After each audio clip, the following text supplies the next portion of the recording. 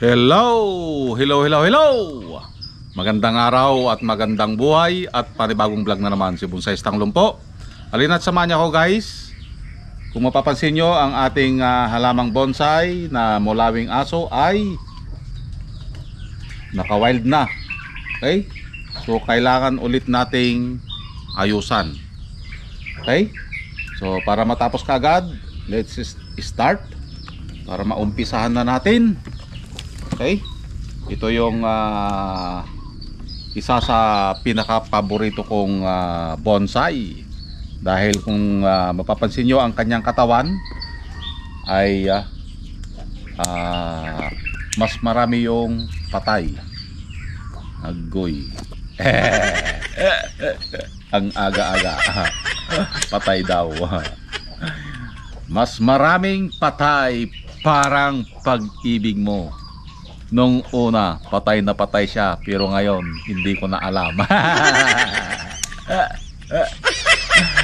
Parang bonsai lang. Good vibes lang tayo.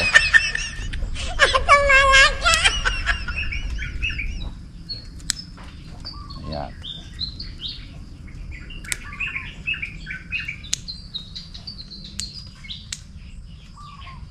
3 months ang nakalipas mula nung i-wire natin itong bonsai na ito. Ganito ulit kayabong ang kanyang mga sanga. Kung minsan hinayaan lang natin ang sanga ng ating bonsai para lumaki ito, mas mabilis lumaki ang isang sanga kung ito ay hindi gaanong napuputulan. So ito yung babantayin natin guys, oh. Malakas na masyado ito. So ang tendency niyan, manghihina itong naka-wire. Okay?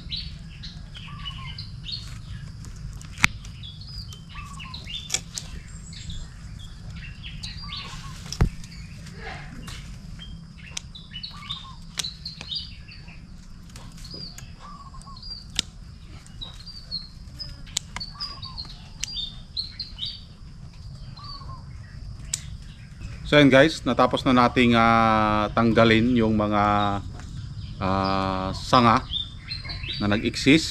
So ito na siya ngayon. Pero dapat nating kalbuhin. Okay? Para magpanibagong dahon. Okay? Para iwas din sa aphids. Kasi itong mulawing aso ay kinakapitan din ng aphids. So kailangan nating kalbuhin.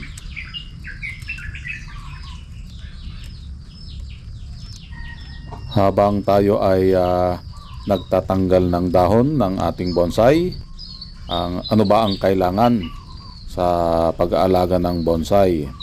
So, una, dapat meron kang time para alagaan sila at asikasuhin. Pangalawa, meron kang space. So, napakahalaga yung space dahil kung maliit ang iyong area, hindi ka gaanong makapagpalaki ng mga sanga. Dahil nakita nyo naman ang ating inayusan ay naka-wild kanina. So napakahalaga yung dalawa na yon, yung time para sa ating bonsai at the same time yung space ng ating mga halaman. So enjoy lang natin ang pagkikinig ng mga huni ng mga ibon dito sa aking paligid dahil napakaraming punong kahoy. Ayun, natapos na nating kalbuhin. So antayin na ulit natin ito na tubuan ng dahon, magpanibagong dahon and magpanibagong tubo ng sanga. Okay? Bakit natin kinakalbo? Ulitin ko ulit.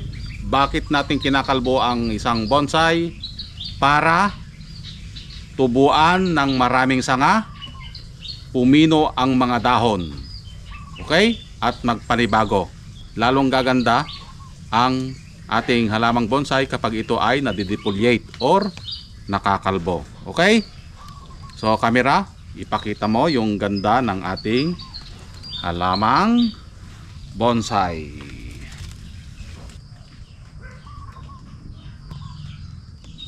At ito na ang kanyang itsura, kalbo ulit. Antayin ulit natin ito na makarecover ulit at magpanibago ang kanyang mga dahon. So, hirap na talaga itong ating bonsai dahil sa kanyang katawan mas marami yung patay kaysa dun sa kanyang lifeline. Napakaganda ito kapag ito ay nailagay sa tamang pot dahil ang kanyang pot ngayon ay nasa training pot pa lang siya. So magantay pa siguro tayo ng 4 na taon bago natin mabuo. So ayan guys, nakita nyo na yung ating alamang bonsai.